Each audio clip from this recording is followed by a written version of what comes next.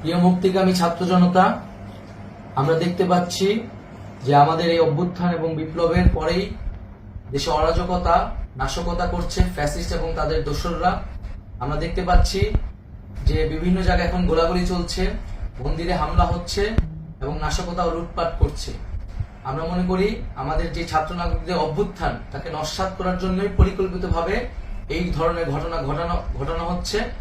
আমরা মুক্তিকামী ছাত্র জনতাকে সজাগ এবং সতর্ক থাকতে আহ্বান জানাচ্ছি এবং আমাদের যে অন্তর্বর্তীকালীন সরকার, আমরা সেই সরকারের যে প্রস্তাবনা 24 ঘন্টার সময় নিয়েছিলাম, জরুরি পরিস্থিতি মোতাবেক আমরা এখনই তার একটি রূপরেখা ঘোষণা করছি।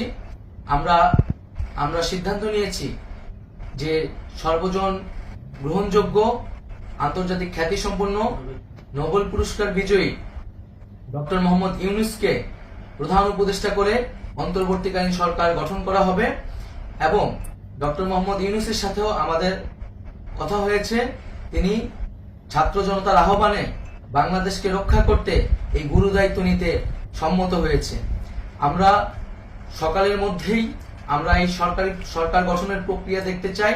রাষ্ট্রপতির কাছে আহ্বান থাকবে যে দ্রুত সময়ের মধ্যে ডক্টর মোহাম্মদ ইউনূসকে প্রধান উপদেষ্টা করে অন্তর্বর্তীকালীন সরকার গঠন করা হোক এবং এই অন্তর্বর্তীকালীন সরকারের বাকি সদস্যদের নামও আমরা সকালের মধ্যে ঘোষণা করব।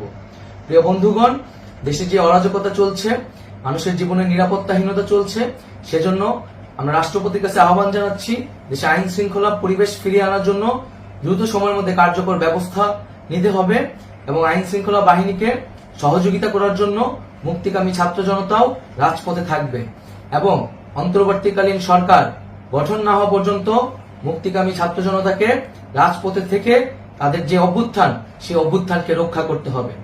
প্রিয় বন্ধুগণ, আমরা রক্ত দিয়েছি, শহীদ হয়েছি। আমাদের যে প্রতিশ্রুতি একটি নতুন বাংলাদেশ গঠন করার জন্য, সেটিকে আমাদের অবশ্যই বাস্তবায়ন করতে হবে এবং অবশ্যই ছাত্র জনতার প্রস্তাবিত সরকার বাদে কোনো ধরনের সরকার কিন্তু মেনে নেওয়া হবে না।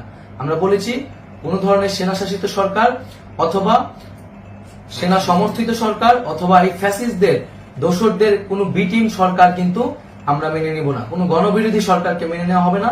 ছাত্র জনতার অভ্যুত্থানকারী যে প্রস্তাবিত সরকার, অন্তর্বর্তীকালীন সরকার, যেটা আমরা সিদ্ধান্ত উপনীত হয়েছি ডক্টর মোহাম্মদ ইউনূসকে প্রধান উপদেষ্টা করে এই সরকার গঠন করা হবে, সেই সরকারকেই বাস্তবায়ন করতে হবে অবিলম্বে।